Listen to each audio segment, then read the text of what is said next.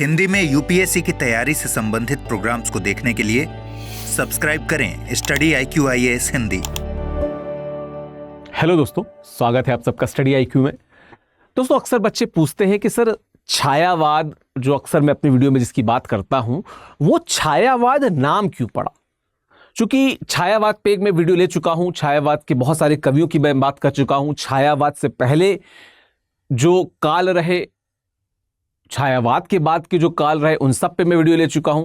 लेकिन फिर भी अक्सर आप पूछते हैं, और रिसेंटली कमेंट बॉक्स में या मेरे टेलीग्राम पे बहुत सारे बच्चों ने पूछा कि सर एक बार छायावाद जो नामकरण हुआ, इसके बारे में बता दीजिए कि क्यों ऐसा रखा गया।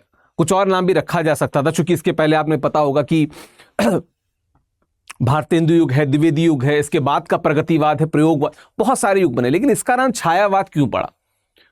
तो आज का ये जो वीडियो है ये डेडिकेटेड है, जहां पे मैं आपको बताऊंगा कि छायावाद नामकरण के पीछे क्या मंशा रही और विभिन्न विद्वानों का इस पे क्या मत था, कितने सहमत थे कितने नहीं। मीनवाइल मैं आपको बताता चलूं कि स्टडी IQ में मेगा फेस्टिवल सेल चल रही है। ये जो मेगा फेस्टिवल सेल है, इसके बारे में जान लीजिए है क्या कि 20 अक्टूबर से लेके 23 अक्टूबर तक ये सेल चलेगी। ठीक है, इस सेल के दौरान, ये जो हमारी मेगा फेस्टिवल सेल है, इस सेल के दौरान अगर आप जो हिंदी साहित्य का, आप यहां पे देख सकते हैं हिंदी साहित्य का जो नवंबर बैच है, ठीक है, जो नवंबर बैच है, जो 6 नवंबर से शुरू हो रहा है, आधुनिक कवियों से शुरू होगा, 6 नवंबर से शुरू हो रहा है। अगर आप इसमें एडमिशन लेते हैं विकास लाइव कोड का प्रयोग करके, VIKASLIVE, विकास लाइव कोड का प्रयोग करके अगर इसमें एडमिशन लेते हैं, वो भी कौन सी, जो हमारी मेगा फेस्टिवल सेल है, ठीक है, यानी कि जो हमारी मेगा फेस्टिवल सेल है,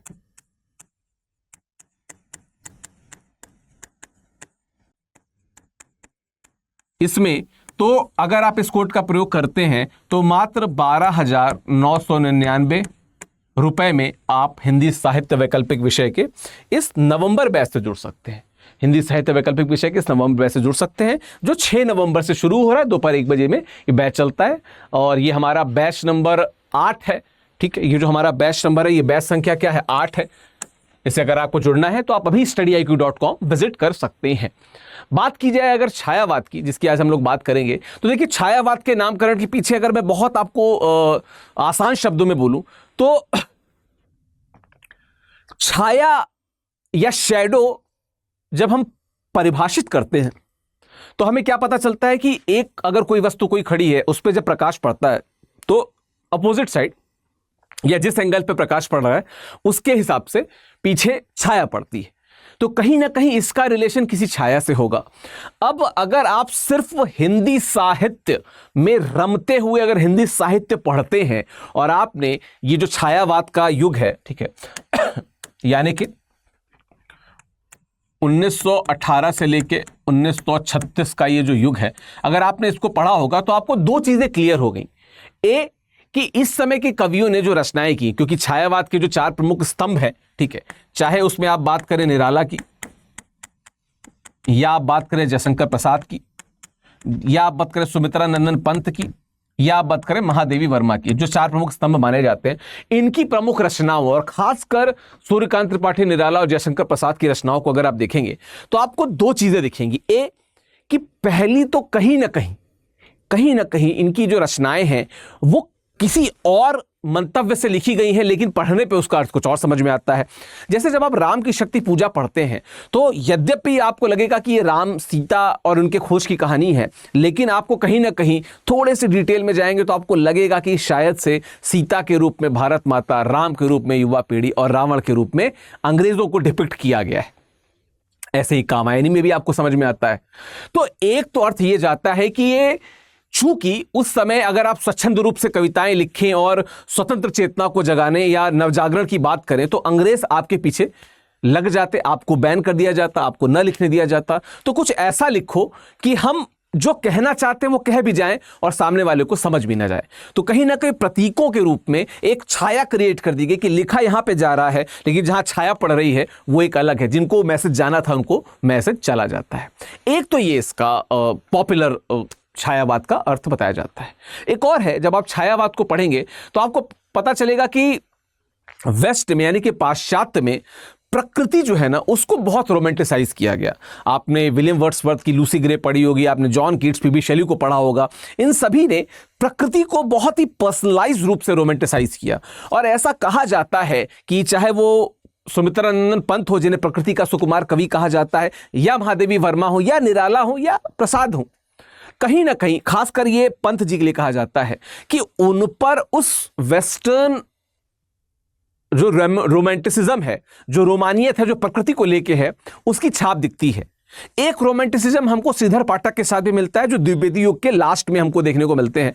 लेकिन जो प्रमुख रोमांटिसिज्म जिसके लिए ज्यादा चर्चा होती है वो छायावाद का है। तो कई लोग कहते हैं कि जो ब्रिटिश पाश्चात्य रोमांटिसिज्म था उसकी छाया जब भारत में पड़ी तो उसको छायावाद कहा गया। तो ये दो थ्योरीज बड़ी फेमस हैं। लेकिन हिंदी साहित्य के जो साहित्यकार उसके बारे में क्या कहते हैं, एक बार उसको हम समझ लेते हैं, पढ़ लेते हैं। ठीक है, तो छायावाद के जो अर्थ के संबंध में विद्वानों ने विभिन्न मत दिए, लेकिन छायावाद की कोई एक निश्चित परिभाषा कभी तय नहीं हो सकी। ठीक, इस शब्द के जो प्रथम प्रयोक्ता मुकुटधर पांडे ने अपने निबंधों में छायावाद की 5 विशेषताओं का उल्लेख किया है। एक है वैयक्तिकता, एक है स्वतंत्र चेतना, एक है अस्पष्टता, एक है शैलीगत वैशिष्ट, एक है रहस्यवादिता।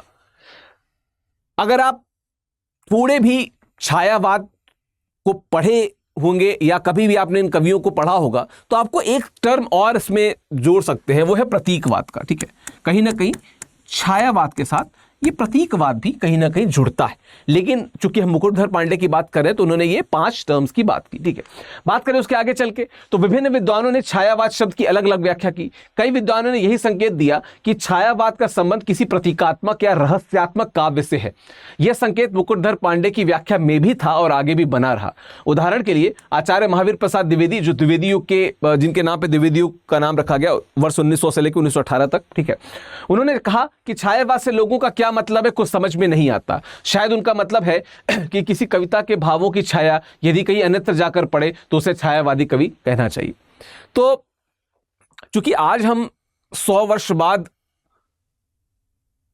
किसी कविता या किसी युग की हम वहां पे विन्यासित कर रहे हैं, लेकिन जिस समय लिखा जा रहा था उस समय जो कौतूहल था वो कौतूहल महावीर प्रसाद द्विवेदी, आचार्य महावीर प्रसाद द्विवेदी के इस स्टेटमेंट से क्लियर होता है। ठीक, आचार्य शुक्ल भी छायावाद के प्रति सकारात्मक नहीं थे।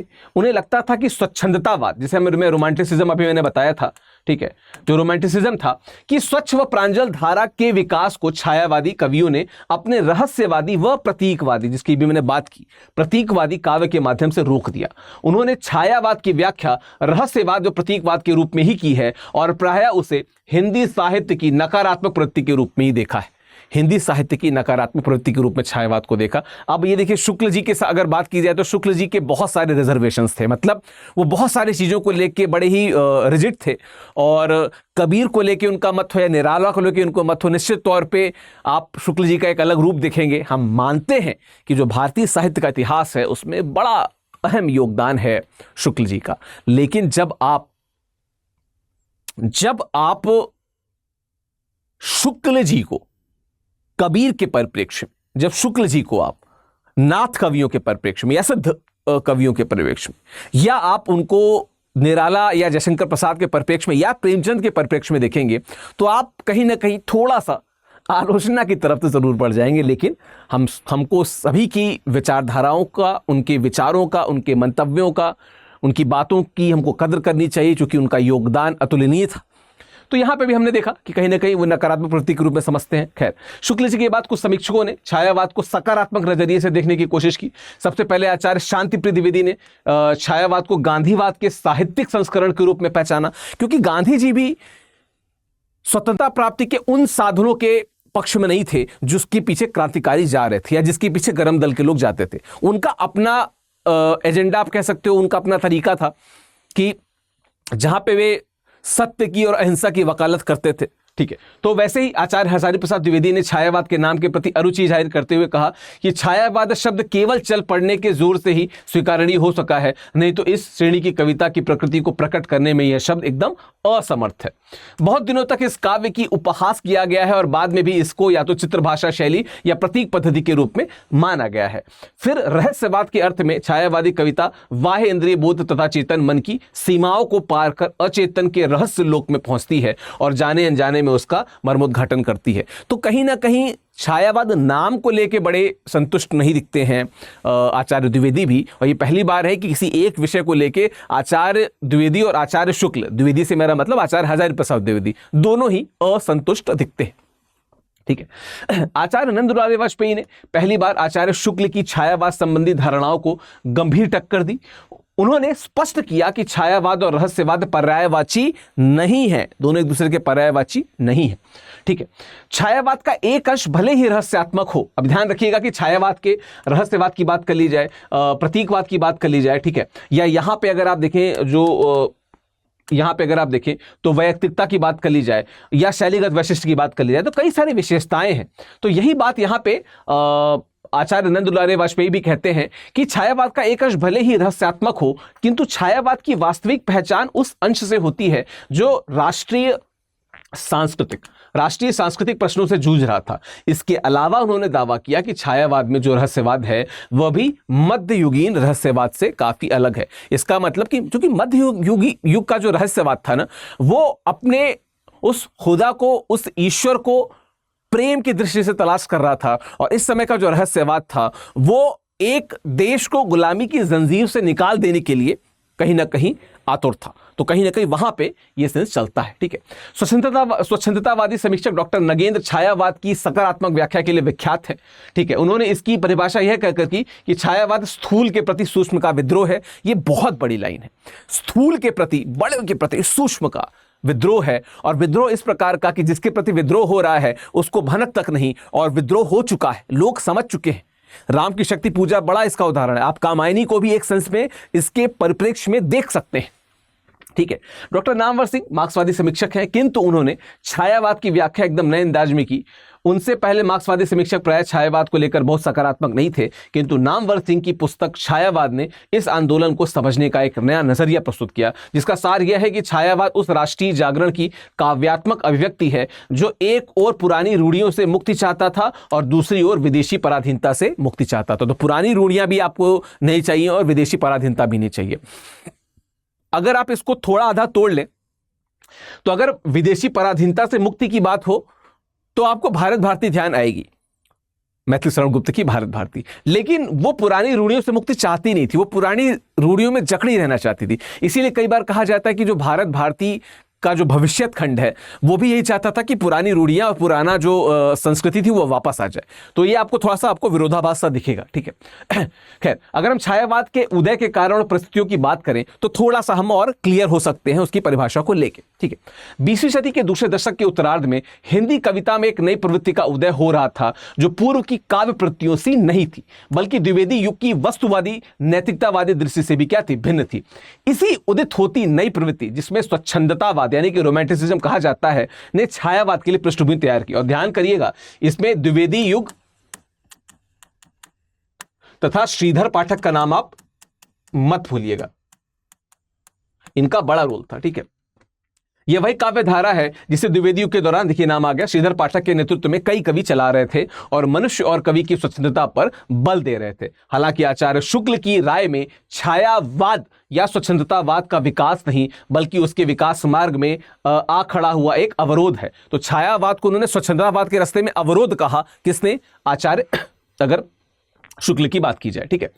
किंतु वर्तमान हिंदी समीक्षा की सामान्य राय यही है कि छायावाद स्वच्छंदतावाद का ही अगला चरण है। इस राय को पहली बार आचार्य नंद दुलारे वाजपेयी ने रखा था और वर्तमान में इस पर प्रायः सहमति कायम हो चुकी है, सहमति इस पे कायम हो चुकी है। खैर, पुनर्जागरण से प्रेरित यूरोप के स्वच्छंदतावादी साहित्यिक आंदोलन ने भारतीय मध्य वर्ग की सोच को और संवेदना को नया धरातल दिया। याद कीजिए, थोड़ी देर पहले हमने इसकी बात की थी, जहां पे हमने विलियम वर्ड्सवर्थ की बात की थी, पीबी शेली, जॉन कीट्स की बात की थी। ठीक है।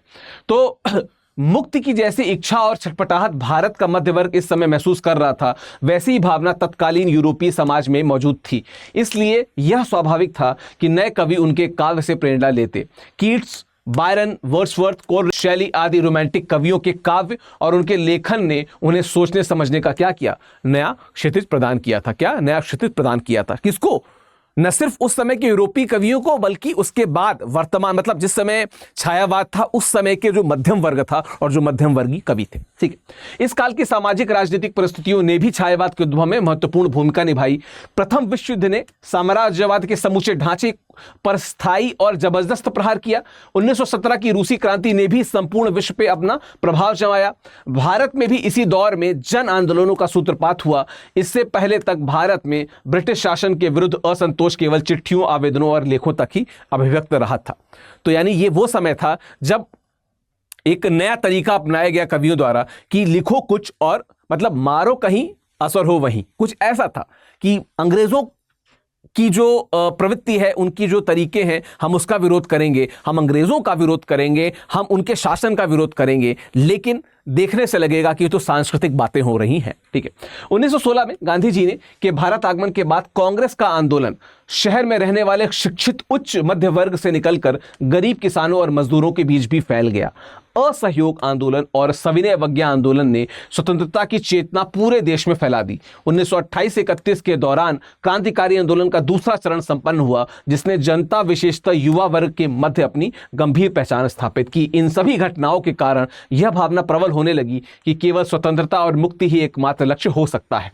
दास्ता से मुक्ति की यह भावना इतनी प्रबल हो रही थी कि यह केवल राजनीति के क्षेत्र तक ही सीमित नहीं थी, बल्कि प्राचीन रूढ़ियों एवं मान्यताओं और रीति रिवाजों की मुक्त की कामना के रूप में भी उभर रही थी। इसी सूक्ष्म स्वातंत्र चेतना की अभिव्यक्ति छायावाद के रूप में हुई। अब छायावाद के मैंने बहुत सारे वर्जन भी बता दिए, आजादी से रिलेटेड वर्जन भी मैंने आपको बताया और वो वर्जन भी बताया जो कई बार उसके साथ जुड़ता है, यानी कि जो वेस्टर्न रोमांटिसिज्म है, ठीक है, जो पाश्चात्य स्वच्छंदतावाद है, उसका असर कह लीजिए, या कुछ ऐसा लिखना कि अंग्रेजों को भनक भी ना हो और हमारा मंतव्य भी पूरा हो जाए। ये भी छायावाद की दो प्रमुख परिभाषाएं हैं जिन पे मैंने बात की और उसके विभिन्न आयामों पे हमने चर्चा की, जहां पे रहस्यवाद की बात हुई, जहां पे प्रतीकवाद की बात हुई, जहां पे व्यक्तिगत वैशिष्ट्य की बात हुई। तो ये वो चीजें हैं जो हमको छायावाद से जुड़ के देखनी चाहिए और छायावाद की परिभाषा को इसी रूप में हमें समझना चाहिए। फिर से मैं बताता चलूं कि स्टडी IQ में मेगा फेस्टिवल सेल चल रही है। तो यहाँ पे जो हमारा हिंदी साहित्य का नवंबर बैच है जो 6 नवंबर से शुरू हो रहा है, अगर आपको इससे जुड़ना है तो आप विकास लाइव का कोड का प्रयोग करके, ठीक है, 20 से 30 अक्टूबर के बीच में studiiq.com विजिट करके अगर आप इस कोड का प्रयोग करेंगे तो इस मेगा फेस्टिवल सेल में आपको मात्र 12,999 में ये कोर्स मिल जाएगा, हिंदी साहित्य का ये कोर्स मिल जाएगा। बाकी अगर आप मेरे टेलीग्राम चैनल से जुड़ना चाहते हैं तो यहाँ पे पीछे टेलीग्राम चैनल का यहाँ पे आप स्कैन करके आप टेलीग्राम चैनल से जुड़ सकते हैं। ये टेलीग्राम चैनल है @official विकास करके, इस पर डिटेल्स और बाकी जो जानकारी है हिंदी साहित्य से जुड़ी या UPSC के बाकी बैचेस से जुड़ी मैं लगातार देता रहता हूं। तो आप स्कैन करके @official विकास मेरे टेलीग्राम चैनल से जुड़ सकते हैं। बाकी आपका दिन शुभ हो, ऑल द वेरी बेस्ट। अपना ध्यान रखिएगा, त्योहारों का मौसम आ रहा है, इसमें अपने त्योहार यानी कि UPSC को मत भूलिएगा, उसकी तैयारी में लगे रहिएगा। हाँ, लेकिन जरूर अज्ञानता से ज्ञान की ओर और अंधकार से प्रकाश की ओर जाने वाले एक दिए को जरूर जलाइएगा। ऑल द बेस्ट, शुक्रिया। हिंदी में UPSC की तैयारी से संबंधित प्रोग्राम्स को देखने के लिए सब्सक्राइब करें स्टडी IQ IAS हिंदी।